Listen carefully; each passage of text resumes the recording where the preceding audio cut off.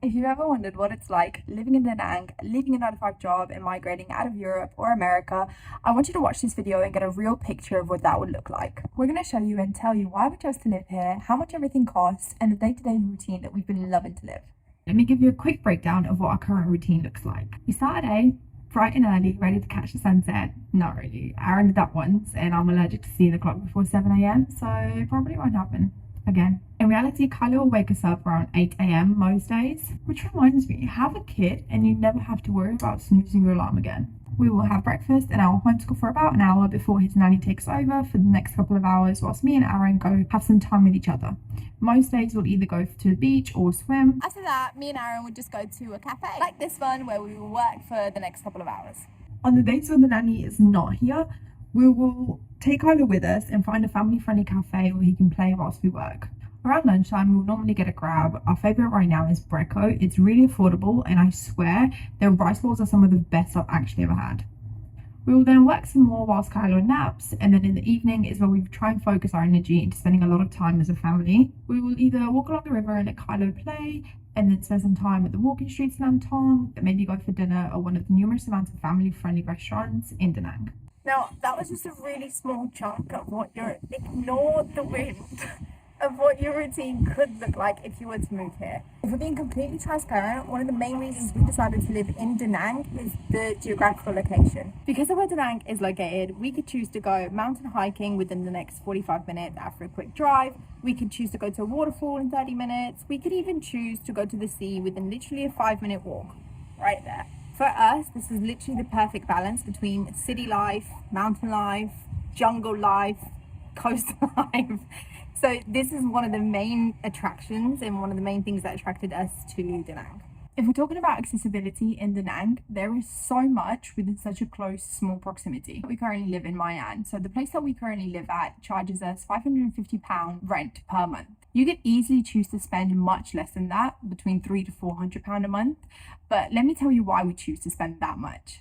The beach is within a 5-minute walk. We have an international kindergarten that we sometimes send Kylo to for play groups just 2 minutes down the road. And within a 10-minute walk, we have over 50 cafes and restaurants, all completely unique from each other. Within another 5-minute walk of that, you are within a bustling city atmosphere that has plenty of shops and markets to spend lots of time at. We currently live on the top floor of our building, so the views are absolutely incredible, but for that we obviously do pay a premium. So in Da Nang, the higher that your apartment is, the more that you will pay for rent. Now, why we also choose to pay a premium is because of how easy it makes living here. I have not had to change our bed sheets, or any bed sheets for that matter, in the last 6 months that I've lived here. Because of a lot of house chores are taken care of, it means that we get to spend a lot more time as a family, and I get to be a lot more present as a mum, which I'm sure is every mum's dream. We've been lucky enough to join a great community of expats, which I will link below the link to our Facebook group, because it's very, very welcoming, and especially if you have kids. We literally met friends within the first few weeks of being here. Kylo has made best friends now, and the community is so nice. So if you're thinking about moving here by yourself, don't worry, because you're most likely going to make friends much quicker than you think. I have to interrupt the video because the worst thing just happened, and I feel like it's totally relatable to just living in Da Nang, period.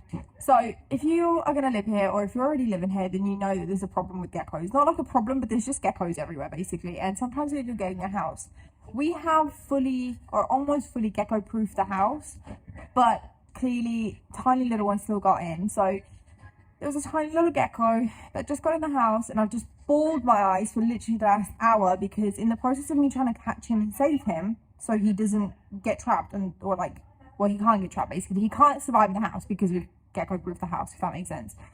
So in the process of me trying to rescue him, I have seriously hurt him.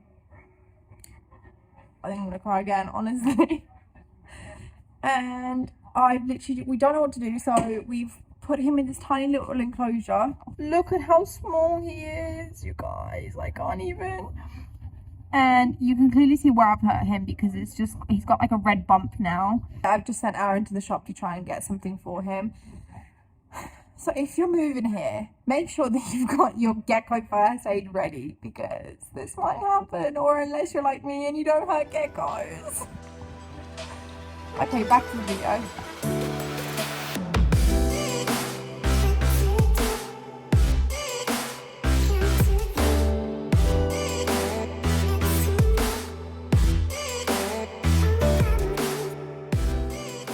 Ho Chi Minh and Hanoi being the biggest, most developed cities in Vietnam, Da Nang is not far behind.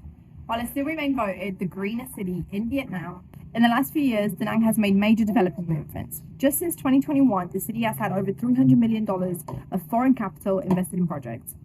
This comes as a pro, but also a con. It more than likely means that wherever you're choosing to live, there is going to be construction in or near the area that you're in. The city is often referred to as the most livable city in Vietnam.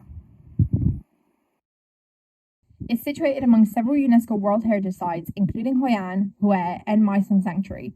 Living here means you're within a 10-minute drive of a bustling city vibe or a 50-minute drive from a jungle full of wildlife where you can experience interactions with monkeys and during a swim to cool down. I just realised as I'm editing this that I need to give you guys an update on Eddie the lizard, Eddie the gecko. He is feeling much better. He's actually able to move his back legs.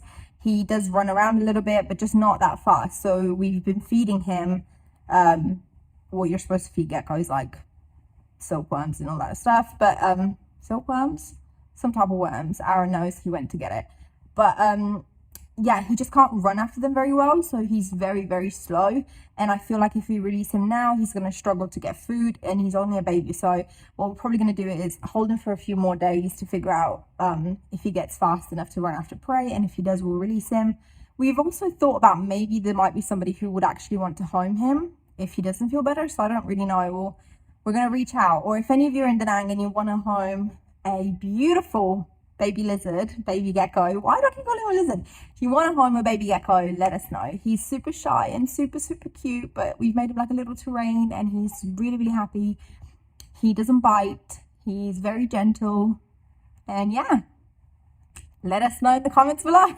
Oh my God, I'm actually going crazy. Moving on. It's officially gone to my favorite time of the day since being in Da Nang. Nighttime. That I think this time we actually come clean and tell people where we are. We're in Vegas. We're in Vegas. This whole time we've been in Vegas.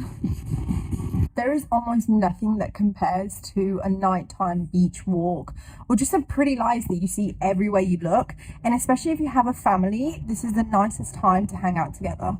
Even the people that do go clubbing, it's honestly just, I don't know, it's not like I see it. Like, you don't see it everywhere as you would in the UK, or like you see it in London. You just, yeah, I don't know. It's just much more respectful, I find, and it's much more not in your face. If you want a clubbing scene, you go to where the clubs are. If you don't want a clubbing scene, you can just hang out with your children. And there's so much to do. There's walking streets, there's night markets, there's everything. There's just everything.